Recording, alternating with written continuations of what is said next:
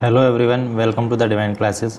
आज हम डिस्कस करने वाले हैं सीटेट 31 दिसंबर 2021 का सेकंड पेपर। तो चलिए स्टार्ट करते हैं। फर्स्ट क्वेश्चन, वह सबसे छोटी संख्या जिसे इतने में से घटाने पर एक पूर्ण वर्ग प्राप्त होगा। ठीक है, तो सबसे पहले क्या करेंगे, डिवीज़न मेथड से इसका स्क्वायर रूट निकालेंगे या वर्गमूल। ठीक है, जिससे पता चले कि ये किसका वर्गमूल है। 89330 ठीक है, जब भी घटाने या प्लस करने की बात आएगी तो हमें भाग विधि से ही करना है, डिवीज़न मेथड से। तो वो कैसे करते हैं, पहले राइट साइड से पेयर बनाते हैं, दो दो के, ये बन गए। ठीक है, अब इसमें हम डिवाइड करेंगे, जितने जिसका टेबल लेंगे उसी से उतने टाइम्स ही करेंगे। जैसे 89, अब 89 में डिवाइड करना है हमें, तो 9 9 से लेंगे, क्योंकि 10 10 100 तो ज़्यादा हो जाएगा। तो 9 9 से 81, 9 में से 1 माइनस करेंगे तो 8। अब ये पूरा पेयर नीचे आएगा तो 33 नीचे आएगा। अब यहाँ से जहाँ जो भी नंबर आएगा उसका लेंगे डबल। ठीक है, जैसे 9 आए, 9 का डबल लेंगे 18। ठीक है, अब 18 में फिर वही जो सेम नंबर लेंगे उसी की उतने टाइम से मल्टीप्लाई करनी पड़ेगी। तो यहाँ 18 है, 43 है, तो 18 4 जा 72 होता है, और 18 5 जा 90, तो 90 तो ज़्यादा हो जाएगा, 4 टाइम्स से लेना पड़ेगा। ठीक है, 184 का 4 टाइम्स, तो यहाँ भी 4 लिखेंगे। 4 चौक 16 का 6, हासिल 1, 4 8 32 और 33 का 3, हासिल 3, 4 एकम 4 और 3 736। इसमें से माइनस करेंगे तो 13 में से 6 7, यहाँ बचेगा 2, फिर एक कैरी लेना पड़ेगा, 12 में से 3 9, 97, और नीचे पेयर लेके आएंगे 0 4। ठीक है, अब ये 94 है यहाँ, तो 94 का डबल कितना करेंगे, 4 2 4 दूनी 8 और 9 दूनी 18, ये 188। अब यहाँ कितना लेंगे, यहाँ पर 18 है, यहाँ 97 है, तो 18 5 जा 90 और 6 जा ज़्यादा हो जाएगा, तो 5 टाइम्स लेंगे। यहाँ भी 5 5 5 जा 25, कैरी 2, 5 8 40 और 2, 40 का 2 हासिल 4, 5 8 40 और 44 का 4 हासिल 4, 5 कम 4 5 कम 5 और 4 9। इसमें से माइनस करेंगे 9, यहाँ बचेगा 9, 9 में से 2 7, यहाँ बचेगा 6, 6 में से 4 2। तो इस नंबर में से ये 279 जो है रिमाइंडर बच रहा है। अगर हम इसमें से इसको माइनस कर देंगे तो ये 945 का स्क्वायर हो जाएगा, यानी कि परफेक्ट स्क्वायर नंबर हो जाएगा। तो हमें इस नंबर में से क्या माइनस करना पड़ेगा, 279। तो इसका ऑप्शन ए सही हो जाएगा। नेक्स्ट क्वेश्चन, निम्न में से कौन सा कथन सही है। ठीक है, दो अभाज्य संख्याओं का योगफल सदैव एक अभाज्य संख्या होता है। ठीक है, ये गलत है, क्योंकि सदैव नहीं होता है। ठीक है, जैसे एग्जांपल के लिए 2 और 3, ठीक है, ये प्राइम नंबर है, अगर इनको प्लस करेंगे तो 5, ये प्राइम नंबर है। लेकिन अगर 3 और 5 को ऐड करेंगे तो कितना आएगा, 8, ये प्राइम नंबर नहीं है। ठीक है, तो सदैव नहीं होता, लेकिन हो सकता है। नेक्स्ट, एक भाज्य संख्या विषम संख्या हो सकती है। भाज्य मतलब composite number, composite number can be A odd, तो कंपोजिट 9। ठीक है, 9 कैसा है, ऑड नंबर है और ये कंपोजिट भी है, तो ये हो सकता है। ठीक है, हो सकता है, उसने सदैव नहीं बोला, कहा सकता है हो सकता है, तो हो सकता है, तो ये तो ठीक है। दो एकमात्र सम अभाज्य संख्या है। ठीक है, ये बात भी, दो एक ऐसा नंबर है जो सिर्फ ओनली प्राइम भी है और इवन भी, मतलब सम भी है और अभाज्य भी है। दो एक ऐसा ही इकलौता नंबर ऐसा है। नेक्स्ट, अभाज्य संख्या एक है, सबसे छोटी अभाज्य संख्या एक है। ठीक है, ये गलत है, क्योंकि सबसे छोटी अभाज्य संख्या है 2, तो ये भी गलत हो जाएगा। तो सिर्फ कौन सा ऑप्शन सही है, कथन सही है, सिर्फ दो एकमात्र ऐसी अभाज्य संख्या 2 और 3। ठीक है, 2 और 3 ऑप्शन सही है, मतलब ये ऑप्शन बी वाला सही हो जाएगा। नेक्स्ट,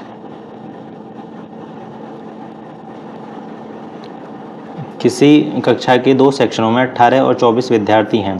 प्रायोगिक कार्य के लिए इन विद्यार्थियों को अधिकतम समान माप वाले समूह में विभाजित किए जाने वाले समूहों की संख्या। ठीक है, अधिकतम समान माप वाले। ठीक है, तो 18 और 24 का अधिकतम मतलब इनका HCF निकालना है।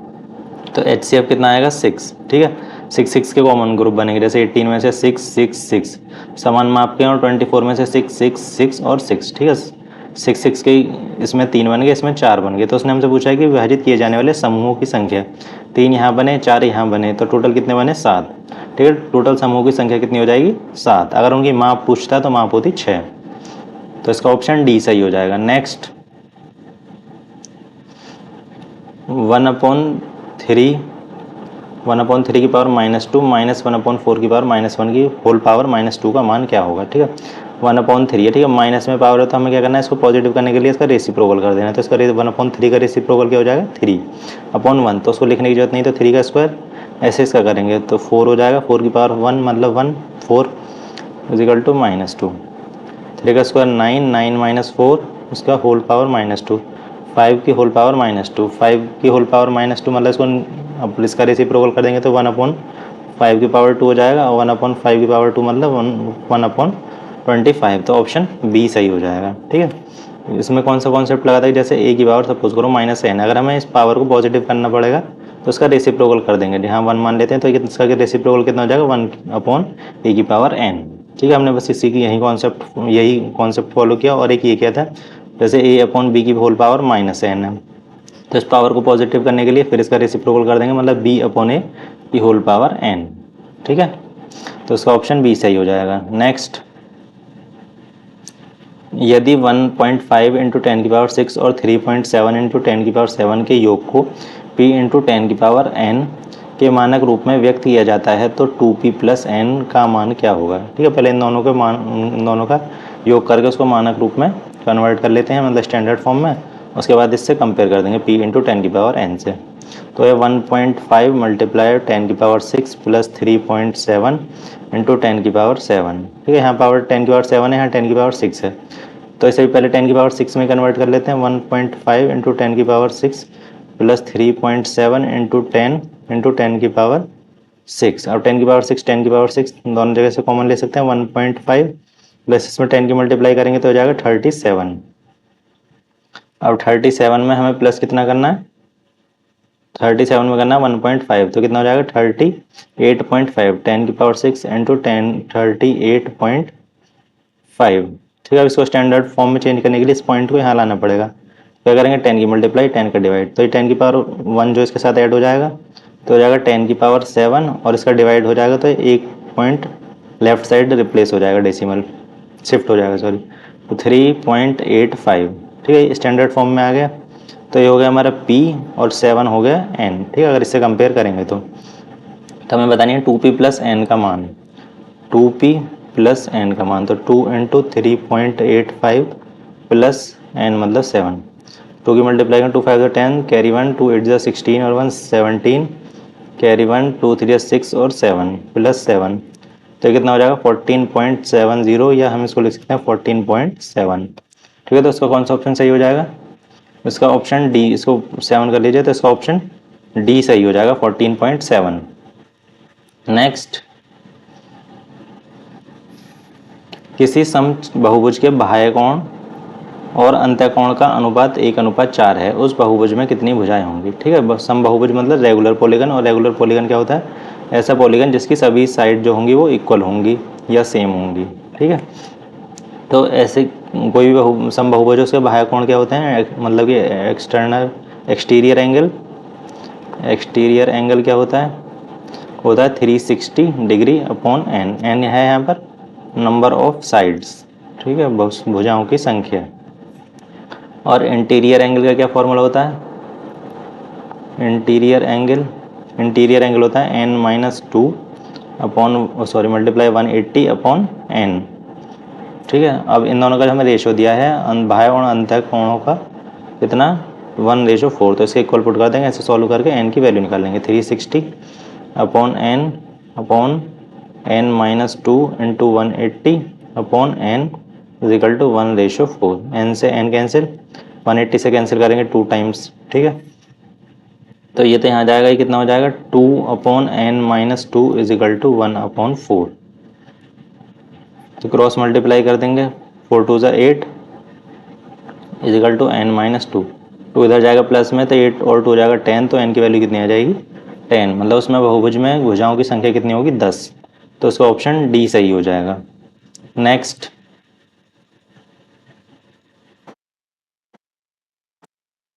कथन दिया हुआ है कि एक अष्टभुज में 8 सममित रेखाएं होती हैं। ठीक है, सममित मतलब सिमेट्रिक मतलब ऐसी लाइन जो किसी भी शेप को 2 इक्वल पार्ट्स में डिवाइड कर दे।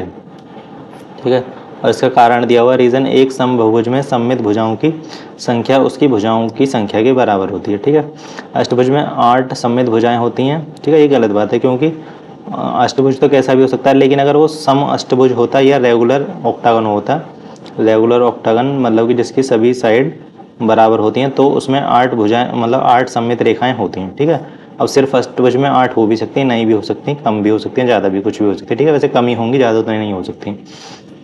तो ये तो गलत हो गया पहला।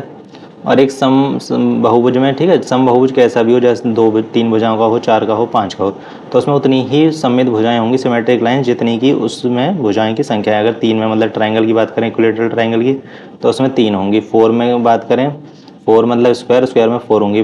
फाइव पेंटागन में फाइव होंगी, ठीक है। सिक्स हेक्टागन में छः, सॉरी हेक्सागन में छः होंगी, सेप्टागन में सात। इस तरीके से जितनी भुजाएं होंगी उसमें उतनी ही सममित रेखाएं हो जाएंगी, लेकिन शर्त यह है कि उसे रेगुलर पॉलीगन होना चाहिए या समबाहुभुज।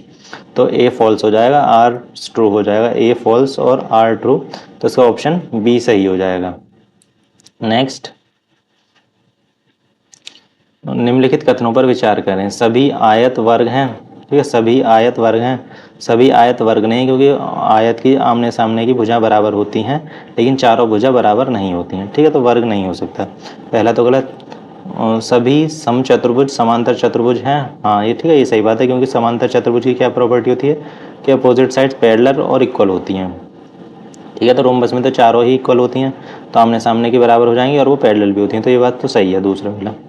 सभी वर्ग समांतर चतुर्भुज नहीं है, ठीक है, गलत है, क्योंकि सभी के सभी जो वर्ग हैं वो समांतर चतुर्भुज होते हैं। ऑल स्क्वायर आर ट्रेपीजियम, ठीक है, ये सही है, क्योंकि ट्रेपीजियम में क्या होता है, ट्रेपीजियम होता है इस तरीके से, ठीक है। उसकी बस एक कंडीशन है कि उसका वन पेयर पैरेलल होना चाहिए, ठीक है, दूसरा हो या ना हो, लेकिन वन तो होना चाहिए।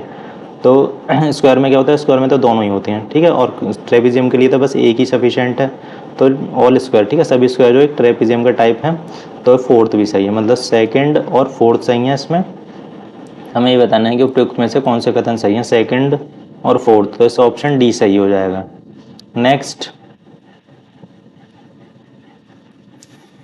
विभिन्न पर्चियों पर 1 से 25 तक प्राकृतिक संख्याएं लिखी गई हैं। एक पर्ची पर एक संख्या, इन्हें एक बक्से में डालकर अच्छी प्रकार से मिला दिया जाता है। राज बक्से के अंदर से बिना देखे एक पर्ची निकालता है। इस पर्ची पर एक अभाज्य संख्या आने की प्रायिकता क्या होगी, ठीक है, प्रायिकता क्या होगी अभाज्य संख्या आने की। पहले देख लेंगे कि प्रायिकता निकालते कैसे हैं। प्रायिकता निकालते हैं प्रोबेबिलिटी किसी चीज़ की, favourable outcomes upon total outcomes.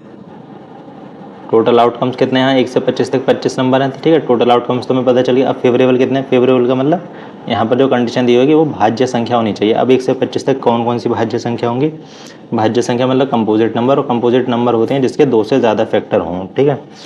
तो 4 होगी, 5 नहीं होगी, 6, ठीक है। 1 तो उसका सिर्फ एक फैक्टर होता है, 2 प्राइम नंबर है, 3 भी प्राइम नंबर है, तो 4, 5 भी प्राइम नंबर, 6, 7 भी प्राइम नंबर, तो 7 भी नहीं होगा। तो 8, 9, 10, 11 प्राइम नंबर है, 12, 13 प्राइम नंबर है, 14, 15, 16, 17 प्राइम नंबर है, 18, 19 प्राइम नंबर है, 20, 21, 22, 23 प्राइम नंबर है, तो 24 और 25।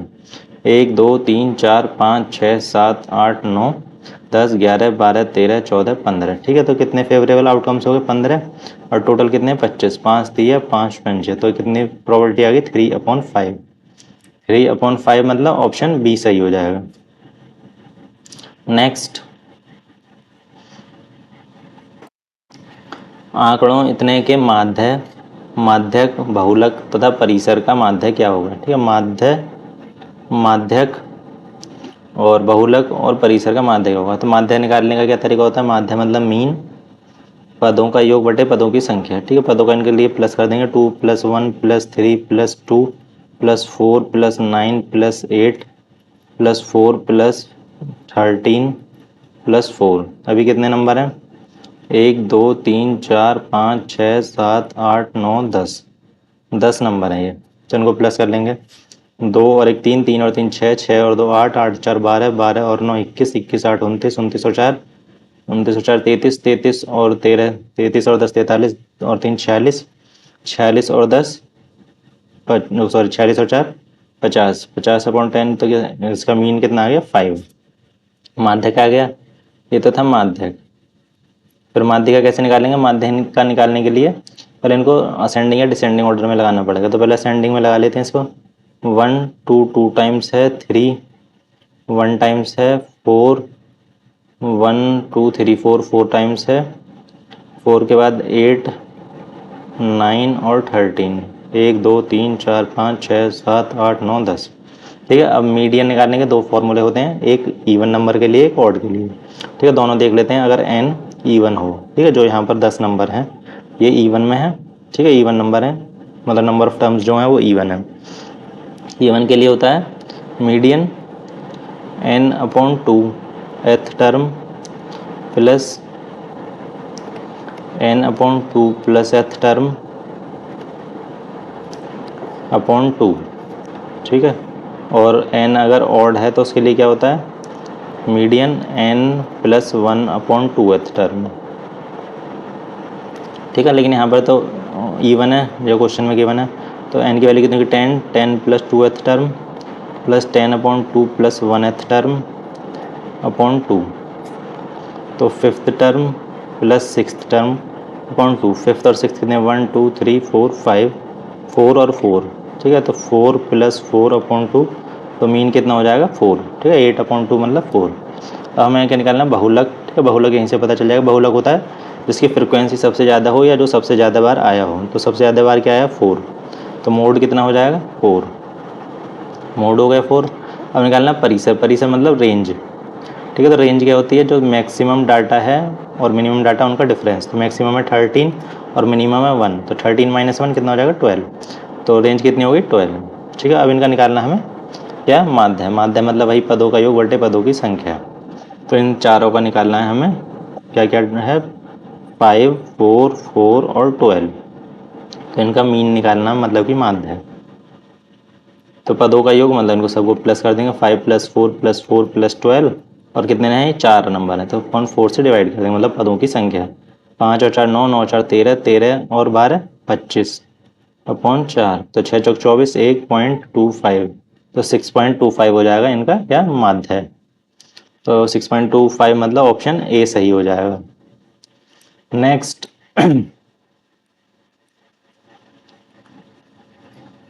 दोबारा बनाने पर लोहे की एक बेलनाकार छड़ की लंबाई मूल लंबाई की 16 गुनी हो जाती है, ठीक है। तो नई छड़ की त्रिज्या का क्या प्रभाव पड़ेगा, ठीक है, तो उसकी रेडियस पर क्या इफेक्ट होगा वो बताना। कोई बेलनाकार लोहे का बेलनाकार छड़ है इस तरीके से, मान लेते हैं उसकी रेडियस कितनी है अभी r और हाइट कितनी है h, ठीक है। अब इसको हमने दोबारा से रीअरेंज किया या रिकास्ट किया, तो इसकी जो ऊंचाई है लंबाई मतलब ऊंचाई वो कितनी हो जाती है, वो हो जाती है 16 गुनी, 16 गुनी मतलब 16h हो जाती है, और रेडियस मान लेते हैं कि r' हो गई, ठीक है। तो हमें बताना है कि r' जो होगी उस पर क्या प्रभाव पड़ेगा कि वो बड़ी है या घटी है, ठीक है। तो हमने रिकास्ट करें या उसको रीअरेंज करें तो उसका जो वॉल्यूम होगा वो हमेशा बराबर ही रहेगा, जितना पहले था उतना ही अब रहेगा।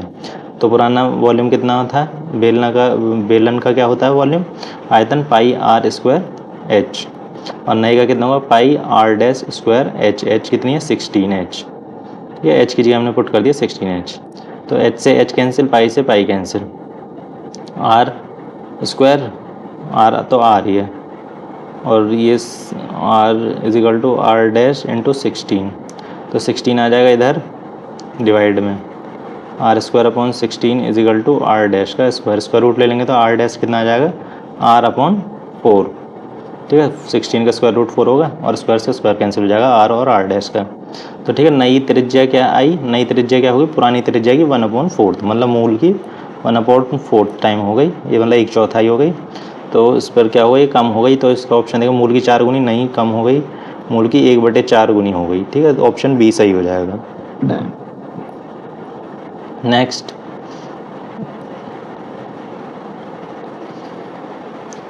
तार के 2 टुकड़े हैं और प्रत्येक की लंबाई 144 सेंटीमीटर है। तार के एक छोटे टुकड़े से एक वर्ग और दूसरे टुकड़े से एक बंद आधार का अर्धवृत्त बनाया जाता है, तो वर्ग के क्षेत्रफल और अर्धवृत्त के क्षेत्रफल का क्या अनुपात होगा ये बताना हमें, ठीक है।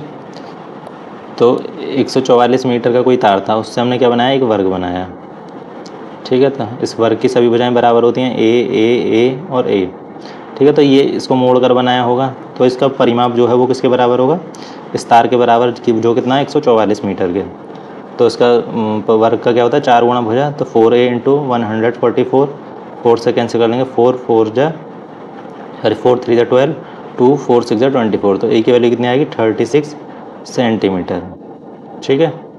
उसके बाद और दूसरे टुकड़े से क्या बनाया, दूसरे टुकड़े से बनाया एक अर्धवृत्त, ठीक है, अर्धवृत्त वो भी बंद वाला, इस तरीके से। ठीक है, तो इसका परिमाप क्या होगा, इस पूरे का कितना होता है 2πr। ठीक है, सपोज कीजिए ये आधा हो गया, तो इस पार्ट का कितना होगा, इसका होगा सिर्फ इतने वाले का, इतने वाले का कितना होगा πr, उसका आधा कर देंगे, और उसमें उसे बंद भी तो क्या है, तो इसको भी तो ऐड करेंगे, तो ये कितना होगा, ये डायमीटर है, डायमीटर इसको 2 बराबर भाग में डिवाइड करता है, मतलब सर्किल को, तो वो कितना हो जाएगा 2r। तो इसका जो परिमाप हो जाएगा अर्धवृत्त का 2r प्लस πr, और वो किसके बराबर होगा 144 के। r common, 2 + 22/7 equal to 144। तो इनको सॉल्व कर लेंगे, r की वैल्यू निकालनी है यहाँ से, 14 + 22/7 equal to 144। r equal to 7 multiply में जाएगा इधर 7, और ये कितना हो जाएगा 14 और 22 36, 36 से 4 टाइम्स, तो r की वैल्यू कितना जाएगी 28। अब हमें बताना वर्ग का और आयत का क्षेत्रफल। वर्ग का क्षेत्रफल कितना होता है स्क्वायर का, और सर्किल का। तो स्क्वायर का एरिया क्या होता है, स्क्वायर का होता है साइड इंटू साइड, मतलब 36 इंटू 36, और यहाँ सर्किल सेमी सर्किल है, तो सेमी सर्किल कितना हो जाएगा, सर्किल का होता है πr², और सेमी सर्किल का हो जाएगा πr² 2, तो πr² 2। ठीक है, 2 चला जाएगा ऊपर, तो 36 इंटू 36, पाई की वैल्यू 22/7, और ये 2 ऊपर चला जाएगा, और r² मतलब 28 मल्टीप्लाई बाय 28, 7 4 से कैंसिल कर लेंगे, 4 7 जा 4 9 जा 4 7 जा 4 9 जा, 7 से 7 कैंसिल, और 2 से 22 11 टाइम्स, तो ऊपर कितना बचेगा 9 9 जा 81, और नीचे कितना बचेगा 11 और एक 7, 11 7 जा 77, तो 81 रेशो 77। ठीक है, तो इसका कौन सा ऑप्शन सही हो जाएगा, ऑप्शन सी सही हो जाएगा। नेक्स्ट,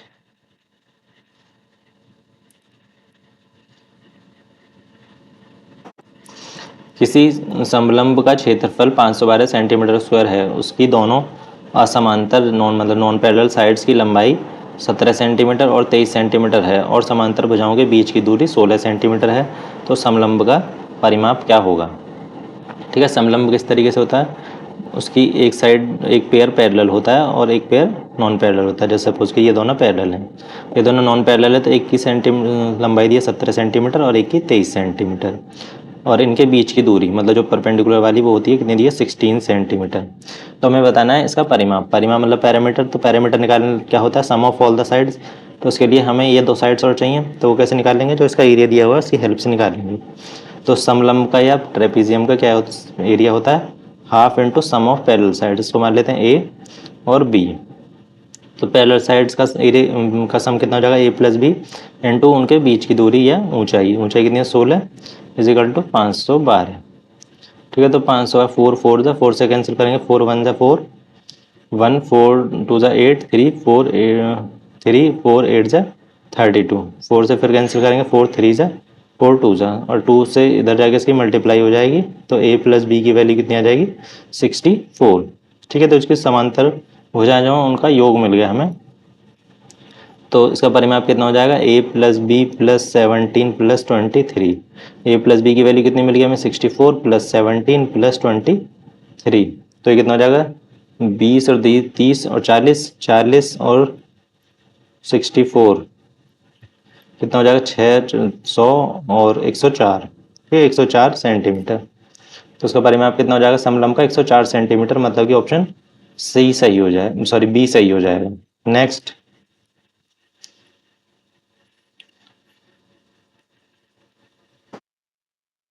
यदि मोटे कागज की 12 शीटों का भार 40 ग्राम है, तो उसी कागज की कितनी शीटों का भार 3 कंप्लीट 1.5 किलोग्राम होगा, मतलब 3.5 किलोग्राम होगा। ठीक है, 12 शीट का कितना 40 ग्राम, तो 40 ग्राम का कितनी शीट है 12 शीट, 1 ग्राम की कितनी शीट हो जाएंगी 12/40। हमें बताना है 3.5, ठीक है 3.5 का मतलब 3.5 होगा, तो 3.5 मतलब 3.5 kg, अगर इसको ग्राम में कन्वर्ट करेंगे तो 3500 ग्राम, तो हमें बताना है 3500 ग्राम, 3500 ग्राम में कितनी शीटें होंगी, तो 12/40 मल्टीप्लाई बाय 3500, 0 से 0 कैंसिल 2 2 जा 2 6 जा 2 से कैंसिल करेंगे तो 175, 175 की 6 में मल्टीप्लाई कर दीजिए, 7 5 जा 6 5 जा 30 का 0 3 कैरी, 6 7 42 और 3 45 और 5 6 से लगा 4 6 6 कम 6 और 4 10, तो 1050 सीटें हो जाएंगी। उस कागज़ की कितनी शीटों का भार, तो 1050 सीटों का भार कितना हो जाएगा, 3.5 किलो। तो इसका ऑप्शन बी सही हो जाएगा। नेक्स्ट,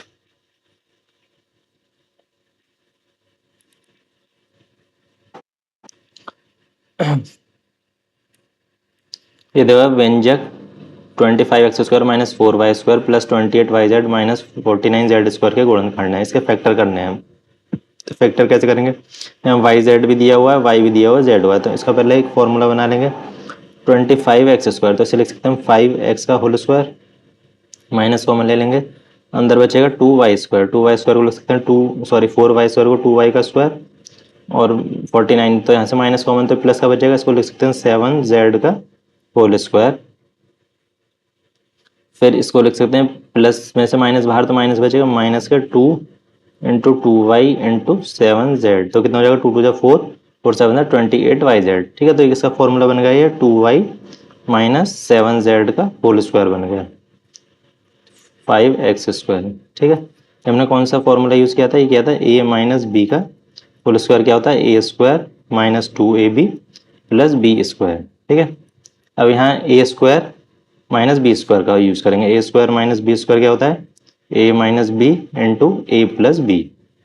तो a क्या है यहाँ पर 5x और b क्या है 2y माइनस 7z, तो 5x माइनस 2y और माइनस माइनस प्लस हो जाएगा 7z, और एक बार कर देंगे plus 5x minus 2 sorry plus 2y minus 7z। ठीक है, ये होगा इसका factor 5x minus 2y plus 7z और 5x plus 2y minus 7z और 5x माइनस, तो इसका ऑप्शन बी सही हो जाएगा 5x plus 2y minus 7z और 5x minus 2y plus 7z, 5x minus 2y plus 7z। ठीक है, ये वाई ये ऑप्शन बी सही हो जाएगा। नेक्स्ट,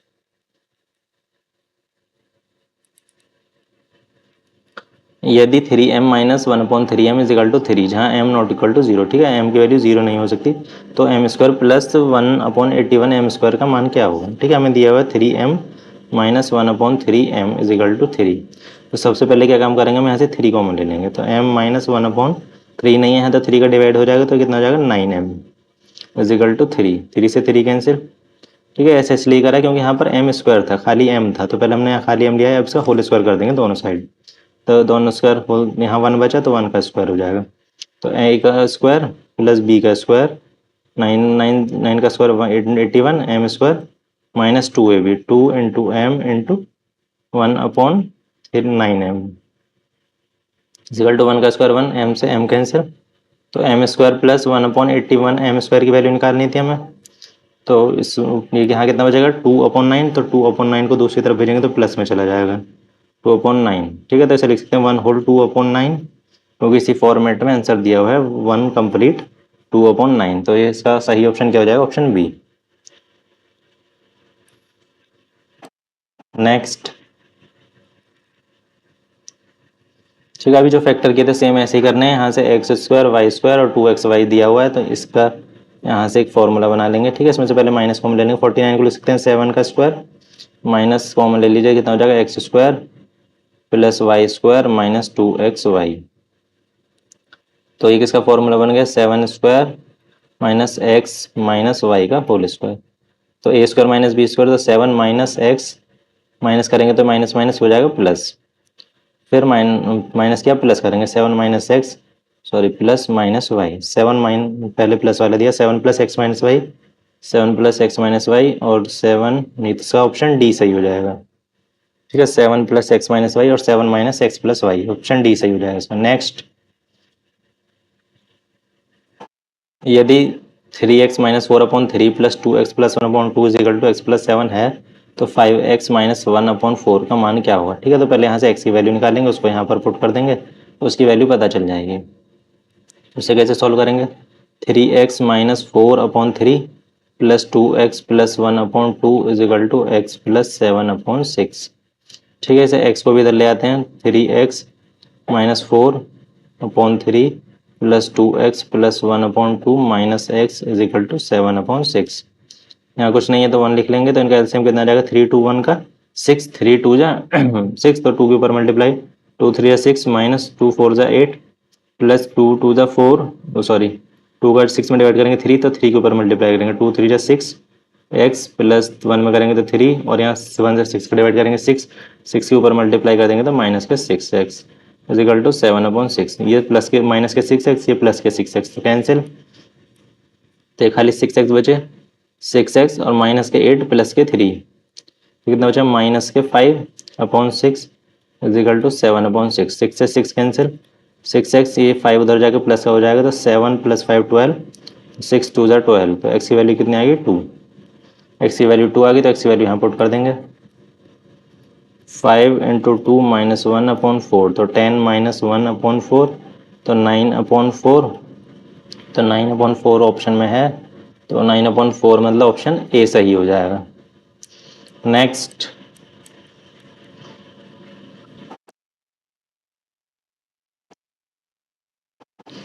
यदि किसी समबाहु त्रिभुज ABC की शीर्ष लंब AD है, ठीक है, कोई समबाहु त्रिभुज है मतलब इक्विलेटरल, उसका शीर्ष लंब मतलब शीर्ष से जो लंब है वो AD है, तो इसको ABC मान लेते हैं और इसको D मान लेते हैं। AD है तो 4AD² का मान कितना होगा, ठीक है, 4, पहले AD की वैल्यू निकालेंगे।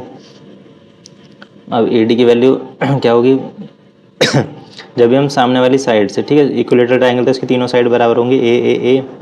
अब जब भी हम यहाँ से सामने वाली साइड पर परपेंडिकुलर डालते हैं तो हम किस रेशो में डिवाइड करता है इस लाइन को, नीचे वाली को BC को, जिस रेशो में ये दोनों लाइन है, ठीक है, ये किस रेशो में 1:1 में है, तो इसको भी 1:1, 1:1 का मतलब हाफ में, जैसे A/2 A/2, ठीक है।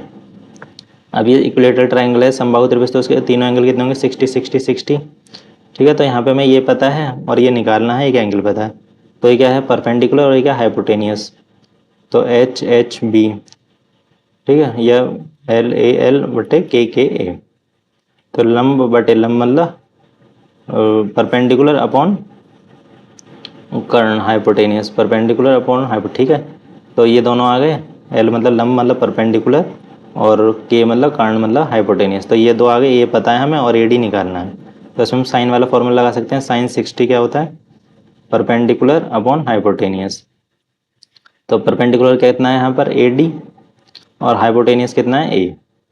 sin 60 की वैल्यू कितनी होती है √3/2 is equal to AD/A, cross multiply कर देंगे तो AD की वैल्यू कितनी आ जाएगी √3A/2, ठीक है। और हमसे पूछा 4AD², 4 और AD का स्क्वायर, AD की वैल्यू √3/2 × A का स्क्वायर, तो 4 × 3/4 × A का स्क्वायर, 4 से 4 कैंसिल, 3A², ठीक है। A क्या है यहाँ पर इसकी इक्विलेटरल की साइड, तो इस साइड की जगह हम AB BC या AC लिख सकते हैं, और लेकिन यहाँ ऑप्शन के हिसाब से ऑप्शन में सिर्फ BC दिया है, मतलब BC वाले, तो कितना हो जाएगा 3BC का स्क्वायर, 3BC का स्क्वायर मतलब ऑप्शन A सही हो जाएगा। नेक्स्ट, यह किसी त्रिभुज ABC की भुजा BC पर एक बिंदु D स्थित है, DB, ठीक है, कोई ABC है ABC और BC पर कोई बिंदु D है, कोई बिंदु D है, और DB को E तक बढ़ाया जाता है, DB को बढ़ा दिया E तक। यदि AB और AD बराबर हैं, AB और AD ये दोनों साइड बराबर हैं, ABE 120 डिग्री, ABE मतलब ये दिया है 120 डिग्री, BCA ये दिया है 25 डिग्री, तो CAD तो हमें ये वाला एंगल बताना है। तो इसे निकालने के लिए क्या करेंगे, सबसे पहले यहाँ देखेंगे कि ये E और D कैसी है, स्ट्रेट लाइन है, स्ट्रेट लाइन पर कितने का एंगल होता है 180 का, तो ये 120 है, तो यहाँ जो बचा हुआ एंगल है कितना बचेगा 60 का, ठीक है। और ABD ट्राइंगल में AB और AD बराबर है, तो इनके जो अपोजिट एंगल होंगे, इसके अपोजिट ये वाला एंगल D और इसके अपोजिट ये वाला एंगल दोनों बराबर होंगे, तो ये वाला कितना हो जाएगा, ये भी 60 हो जाएगा। अगर ये 60 हो जाएगा तो फिर इस पॉइंट पर कितने का 180 का एंगल बनेगा, तो यहाँ कितना होना चाहिए इससे 120, ठीक है।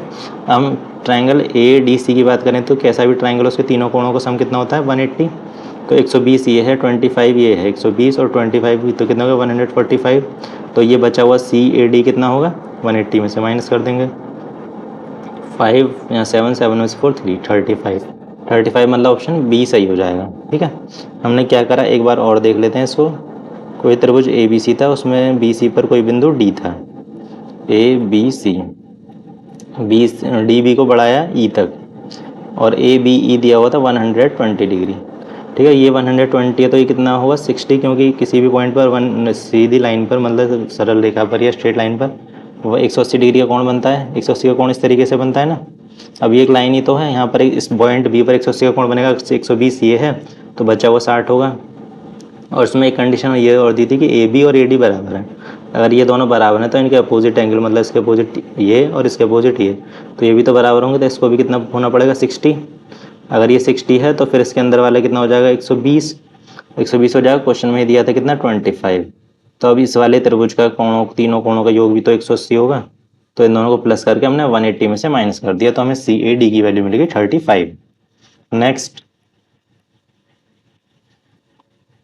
राष्ट्रीय पाठ्यचर्या रूपरेखा 2005 के अनुसार स्कूलों में गणित पढ़ाने का एक मुख्य लक्ष्य है। ठीक है, वो क्या है वो बताना है हमें।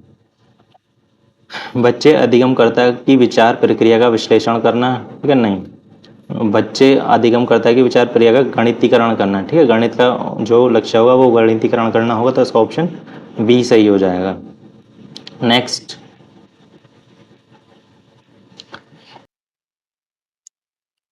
एक मिडिल स्कूल अध्यापक कक्षा के समक्ष निम्नलिखित प्रश्न करता है।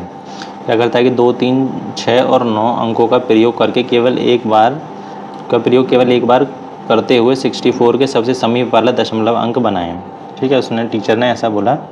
तो फिर स्टूडेंट ए ने क्या रिस्पॉन्स दिया, छात्र ए ने जवाब दिया 60 है 62.39 है। ठीक है, छात्र बी ने जवाब दिया 64 के और समीप वाला संख्या लाने के लिए मैं सोचता हूँ कि मैं एक बार दोबारा से अंकों को लगा सकता हूँ। ठीक है, आगे, उपर्युक्त जानकारी के संदर्भ में निम्नलिखित में से कौन से कथन सत्य होंगे, सही होंगे, ये बताना है हमें। तो प्रश्न छात्रों का उनकी दो दशमलव संख्याओं की तुलना करने की योग्यताओं पर आकलन करता है। ठीक है, सही बात है कि उनका आकलन करता है कि मतलब कंपेयर कर पा रहे हैं कि कौन सा पास है कौन सा दूर है या नहीं। छात्र बी का जवाब गलत है क्योंकि 62.39 उत्तर सही है। ठीक है, 62.39 उत्तर सही नहीं है क्योंकि 64 के समीप कौन सा नंबर होगा 63.92। ठीक है, दिए गए प्रश्न के बहुत सारे जवाब हो सकते हैं। ठीक है, बहुत सारे नहीं होंगे, एक ही जवाब होगा 63.29, तो ये भी नहीं हो सकता। नेक्स्ट, अध्यापक चर्चा शुरू कर सकते हैं और छात्रों को दूसरे छात्रों की तार्किक क्षमता का आलोचनात्मक विश्लेषण करने दें। ठीक है, ये भी बात भी सही है। तो इसमें कौन कौन से सही है, पहला और चौथा, 1 और 4 सही है। इसका मतलब ऑप्शन डी सही हो जाएगा, इसका 1 और 4। नेक्स्ट, निम्न में से कौन सा या कौन से कक्षा में एक प्रभावशाली परिचर्चा काया के लक्षण हैं। ठीक है, कौन कौन से लक्षण हैं बताना है। सारे ऑप्शन देखने पड़ेंगे, एक से ज़्यादा ऑप्शन सही हैं। यह छात्राओं को अपनी भ्रांति मतलब डाउट्स या मिसकंसेप्शन को स्पष्ट करने का अवसर देता है। ठीक है, सही बात है, परिचर्चा मतलब चर्चा करने से हमें पता है जो हमारे डाउट्स होते हैं वो क्लियर हो जाते हैं, तो ये तो ठीक है। यह प्रतिभाशाली छात्रों को उनकी योग्यताएं दर्शाने का अवसर देता है। ठीक है, नहीं, उसमें योग्यता दर्शाना नहीं, उसमें अपने डाउट्स क्लियर करने का मौका मिलता है, ये तो नहीं हो सकता। यह छात्रों के गणितीय चिंतन को विकसित करता है। ठीक बात है, और उनमें गणित के प्रति भयभुक्त मनोवृत्ति को आत्मसात करता है। ठीक है, आत्मवाद मतलब कॉन्फिडेंस देता है उन्हें, तो ये भी सही है, पॉजिटिव एटीट्यूड देता है। तो फर्स्ट और 3 सही हैं, फर्स्ट और 3 मतलब ऑप्शन सी सही हो जाएगा। नेक्स्ट, निम्नलिखित कथनों में से कौन सा कथन गणित की प्रयोगशाला के लिए अत्यधिक उपयुक्त है। यह चिंतन, विवेचन, तार्किक क्षमता और समस्या समाधान करने के स्वभाव को विकसित करने में सहायता करता है। ठीक है, तो सहायता करता है, इसका यही ऑप्शन सही हो जाएगा क्योंकि इसमें बस एक ही ऑप्शन बताना है कौन सा सही है, तो ऑप्शन ए सही हो जाएगा। नेक्स्ट, निम्नलिखित में से कौन सा छात्रों में गणित की चिंता के कारणों में से एक कारण नहीं माना जा सकता। गणित की परीक्षा में निम्न स्तरीय उपलब्धि, ठीक है, ये नहीं माना जाएगा। कक्षा में शिक्षण अधिगम के अनुभव, ये भी नहीं माना जाएगा। गणित की अमूर्त प्रकृति, ठीक है, नेचर ऑफ मैथमेटिक्स, ये भी नहीं माना जाएगा। जेंडर डिफरेंसेस, ठीक है, ये हो जाएगा। ठीक है, क्योंकि चिंता के कारणों में से कारण नहीं। ठीक है, जेंडर से तो मैथमेटिक्स का कोई रिलेशन नहीं है, मतलब गणित की चिंता का, तो इसका ऑप्शन डी सही हो जाएगा, हमें नहीं वाला बताना था। नेक्स्ट, राष्ट्रीय पाठ्यचर्या रूपरेखा 2005 में प्रस्तावित किया गया है कि गणित पढ़ाने के लिए समस्या समाधान को एक उपागम के रूप में अपनाया जाए, क्योंकि इसमें सिर्फ एक ही ऑप्शन चूज करना है। उत्तम समस्या समाधानकर्ताओं बनने के लिए अभ्यास करना जरूरी है। ठीक है, नहीं जरूरी नहीं है, क्योंकि कुछ बच्चे कम प्रैक्टिस से भी अच्छे प्रॉब्लम को सॉल्व कर लेते हैं, मतलब अच्छे सॉल्वर बन सकते हैं। छात्रों को प्रश्न हल करने में डर लगता है? नहीं। हमें अध्यापक को प्रशिक्षित करना चाहिए कि समस्या समाधान के अधिगम को अपना सकें। ठीक है, ये भी नहीं हो सकता। और समस्या समाधान संकलात्मक समझ से संबंधित है। ठीक है, ये सही हो जाएगा। इसका problem solving is related to the conceptual understanding. ठीक है, प्रॉब्लम को सॉल्व करने के लिए कॉन्सेप्चुअल अंडरस्टैंडिंग होना जरूरी है, तो इसका ऑप्शन डी सही हो जाएगा। नेक्स्ट, मिडिल स्कूल का एक अध्यापक अपने छात्रों के लिए आकलन की एक योजना बनाता है और भिन्न पर आधारित निम्नलिखित शब्द समस्या इबारती सवाल देता है। क्या देता है वो क्वेश्चन कि चेरी की मम्मी पिकनिक के लिए कपकेक बनाती हैं, वह अपने दोस्तों के साथ कुछ कपकेक खा लेती हैं, वह गिनती हैं कि 20 कपकेक बचे हैं, वह अपने दोस्तों को बताती हैं कि उन्होंने कुल कपकेक का 2/5वां हिस्सा खा लिया है, तो उसकी मम्मी ने कितने कप केक बनाए थे। ये क्वेश्चन था और दिया गया इबारती सवाल छात्रों की किस योग्यताओं को आंकेगा। ठीक है, इस सवाल से क्या क्या योग्यताएं का पता चलेगा वो बताना। एक पूर्ण निर्धारित करना, जब एक भिन्नात्मक अंश दिया गया हो। ठीक है, भिन्नात्मक अंश दिया गया है तो उससे हम टोटल का एक मतलब पूर्ण नंबर का पता लगा लेंगे, सही बात है। इस संदर्भ में भिन्न राशियों के बीच संबंध स्थापित करना, ठीक है, ये भी सही बात है, भिन्न राशियों के बीच संबंध पता कर पाएंगे। प्रश्न को अंग्रेजी भाषा में पढ़ना, ठीक है, फ्रैक्शन से अंग्रेजी भाषा का तो कोई मतलब नहीं, तो ये तो नहीं हो सकता। प्रश्न के कई सही उत्तर हो सकते हैं, ठीक है, ये भी नहीं हो सकता, ये भी गलत है। एक ही तो आंसर होगा उसका, जो भी हमें कंडीशन दी थी, तो इसका ऑप्शन 1 और 2 सही हो जाएगा। ऑप्शन 1 और 2 मतलब ऑप्शन बी सही हो जाएगा। नेक्स्ट, निम्न में से कौन से एक रचनात्मक कक्षा के गुण हैं? छात्रों को पाठ्यपुस्तक के अभ्यास में दी गई सभी समस्याओं को हल करने के लिए कहना। ठीक है, तो सभी जो समस्या दी गई उनको हल करना रचनात्मक तो नहीं हो सकता। ठीक है, तो ये तो नहीं होगा।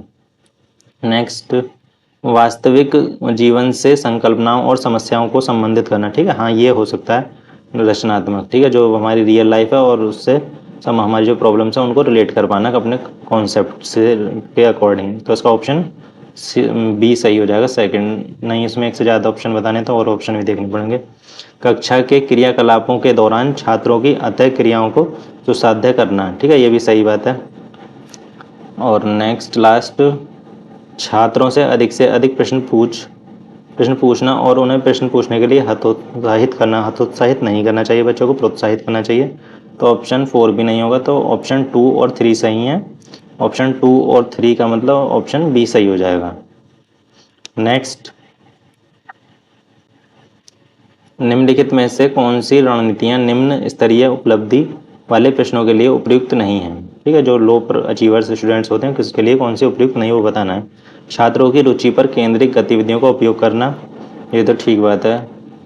एकल कार्यशस्त्र में अभ्यास करने के लिए प्रश्नों की संख्या को कम करना। ठीक है, ये भी जो लो वाले हैं उनके लिए एकल सिंगल सेशन के लिए क्वेश्चनों को कम करना, ये भी ठीक बात है। पाठ्यपुस्तक में विविध प्रकार के प्रश्नों को हल करने के लिए देना। ठीक है, ये गलत हो जाएगा क्योंकि वो लो अचीवर्स हैं, तो उन्हें विविध प्रकार में तो वो और ज़्यादा कंफ्यूज हो जाएंगे, तो ये इसका मतलब मिसलिनियस वाली एक्सरसाइज में तो इसका ऑप्शन सी सही हो जाएगा। नेक्स्ट,